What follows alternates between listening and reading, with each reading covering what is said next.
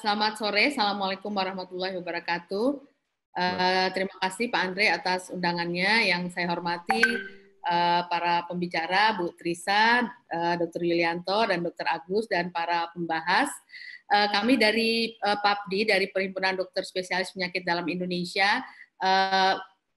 Saya judulnya pembahas, tapi mungkin ada beberapa hal ingin saya sampaikan atas nama organisasi, atas nama PAPDI. Jadi kalau judulnya di sini kami membuat judul PAPDI versus COVID-19.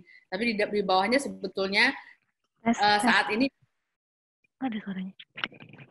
Saat ini mungkin kita lebih tepatnya mungkin gerakan dokter semesta karena tidak bisa hanya satu organisasi profesi saja yang berperan.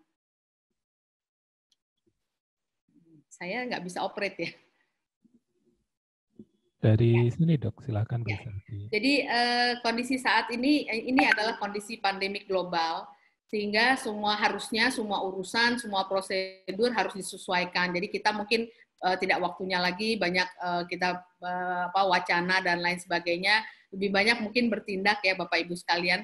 Saya kira semua setuju. Jadi ada beberapa anggota kami yang mengajukan beberapa kajian ilmiah, misalnya terapi dan lain sebagainya, itu silakan. Tapi mungkin jadi ada dua hal, kajian ilmiah tetap dijalankan, tapi sekarang mungkin kajian epidemiologi yang sangat kita butuhkan saat ini. Slide.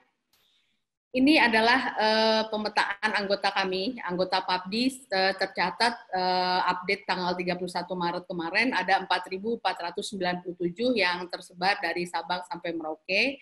Kalau kita lihat di sini di Jogja sendiri ada 174, Semarang ada 271 anggota.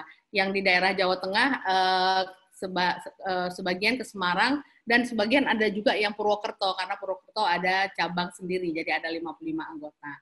Slide. Ini adalah yang internis umum, jadi yang non-konsultan ada 3.578,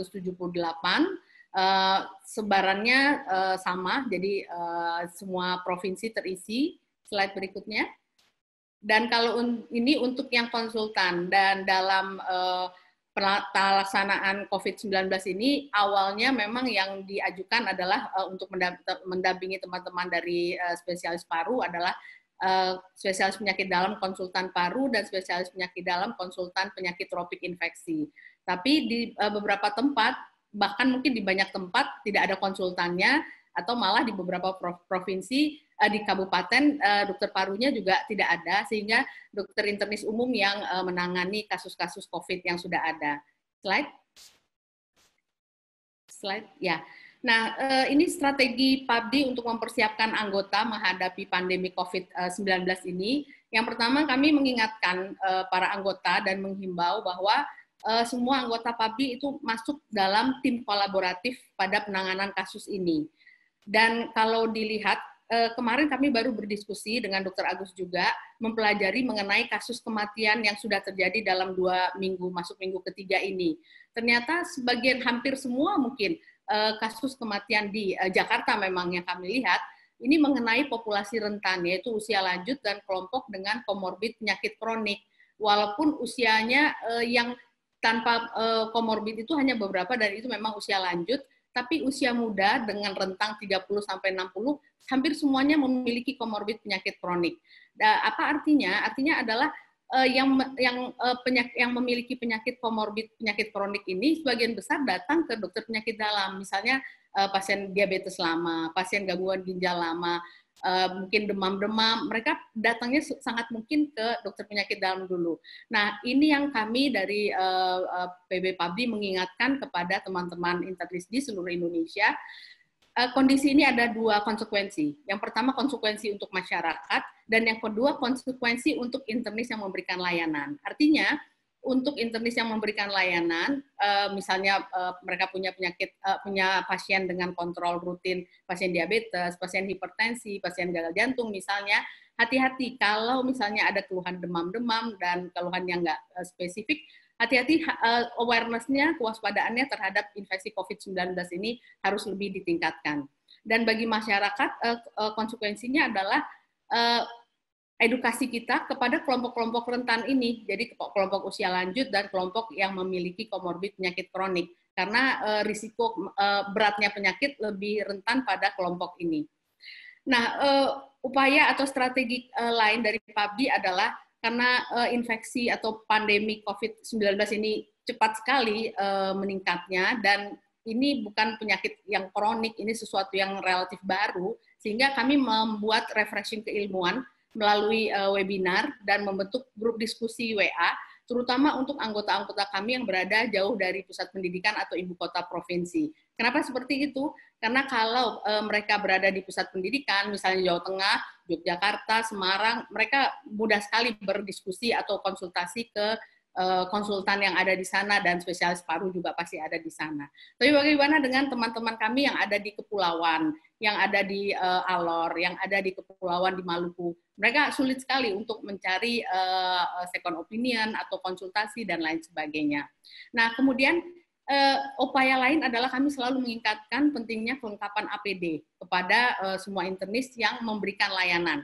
Dan ini adalah surat penetapan dari kementerian ini yang dikatakan tim kolaboratif di sana adalah dokter spesialis paru, spesialis penyakit dalam konsultan paru, spesialis penyakit dalam konsultan tropik infeksi, spesialis penyakit dalam umum, dan atau spesialis anak kalau pasiennya adalah anak atau bayi. Slide. Kami buat juga surat edaran dari PB PABDI, ini himbauan, jadi kembali lagi untuk kewaspadaan, kemudian standar pelayanan, APD, kemudian alur yang sudah ditetapkan dari gugus tugas dan kementerian, sehingga teman-teman di lapangan tidak bingung untuk melakukan tata laksana pada pasien-pasien yang mereka terima. Kemudian kembali lagi jaminan ketersediaan APD oleh pemerintah, kolaboratif tim di lapangan, kemudian himbauan kepada BPJS Kesehatan waktu itu untuk meminta keringanan pada pasien-pasien kami yang penyakit kronik supaya bisa dapat obat 2 bulan, sehingga mereka kalau tidak perlu tidak usah datang ke rumah sakit. Dan himbauan untuk anggota PABDI yang usianya di atas 65 untuk menyesuaikan layanannya, kalau perlu mungkin tidak memberikan layanan dulu untuk mengurangi kemungkinan terinfeksi. Slide. Ini upaya kami, yaitu webinar. Webinar yang pertama sudah kami lakukan pada tanggal 20 Maret yang lalu, dan insya Allah minggu depan, Senin, kami akan lakukan lagi webinar. Ini gunanya untuk refreshing keilmuan pada teman-teman di daerah, dan juga dokter siapapun yang ingin ikut. Ada pertanyaan kemarin, apakah mungkin untuk telemedicine? Terus terang, untuk telemedicine kami belum bahas lebih lanjut. Slide. Ini pedoman yang sudah ada, ini dari gugus tugas dan ini dari kementerian, dan 2 panduan ini kami bersama-sama dengan Dr. Agus dan tim juga pada saat penyusunannya, dan ini bisa diikuti oleh teman-teman di lapangan. Slide. Ini upaya PABDI untuk pengadaan APD. Memang APD ini ada selalu jadi masalah hampir di semua tempat, tidak hanya di kota besar, di kota kecil juga sama. Ada APD bantuan pemerintah, tapi ternyata di beberapa daerah terdapat kendala pendistribusiannya. Ini kemarin sempat kami diskusikan dengan pihak BNPB pada saat rapat bersama. Kemudian kami juga membuka kesempatan pihak luar untuk memberikan donasi, apakah melalui organisasi ataukah langsung ke rumah sakit setempat. Dan tadi yang sudah kami sampaikan, bersama-sama organisasi profesi lain di bawah IDI, kami membuat aturan penggunaan APD yang sesuai, sehingga teman-teman di lapangan tidak ribut mengenai APD, apalagi dengan pimpinan rumah sakit misalnya, untuk di IGD itu yang mana yang minimal harus disediakan, di poliklinik seperti apa, ruang prosedur seperti apa, dan lain sebagainya. Slide. Ini panduannya. Jadi ini panduan yang kami buat bersama mengenai aturan APD di beberapa tempat layanan. Slide. Ini ada pertanyaan mengenai mobilisasi anggota PABDI ke daerah lain. Ya, dengan layanan Dokter Semesta ini harusnya bisa, walaupun mungkin kita minimalisasi perpindahan orang dari daerah ya, dari daerah, apalagi kalau dari daerah yang jauh, ini kan perlu banyak pertimbangan. Dan kami mengusulkan kemarin melibatkan tidak hanya dokter spesialis paru, penyakit dalam dan anak, tapi juga mungkin semua dokter spesialis, dokter umum, internship, bahkan ada wacana untuk melibatkan mahasiswa kedokteran yang sudah lulus UKM PPD. Kemudian dan sudah terdaftar beberapa anggota PABDI yang bersedia menjadi relawan dalam pelayanan COVID-19 ini. Slide. Ini mungkin data semua sudah tahu ya, ini data di luar. Slide.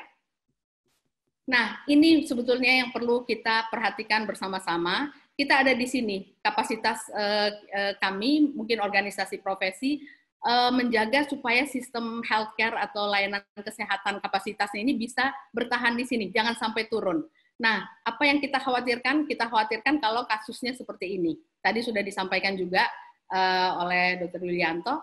Nah, ini kita butuh kerjasama seluruh stakeholder supaya kasusnya itu ada di sini melandai, sehingga kapasitas kita, baik SDM maupun fasilitas, masih bisa memenuhi.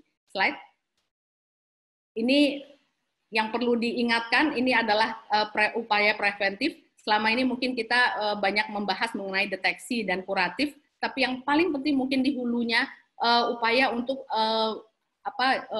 promosi bahwa preventif inilah utamanya yang harus kita lakukan.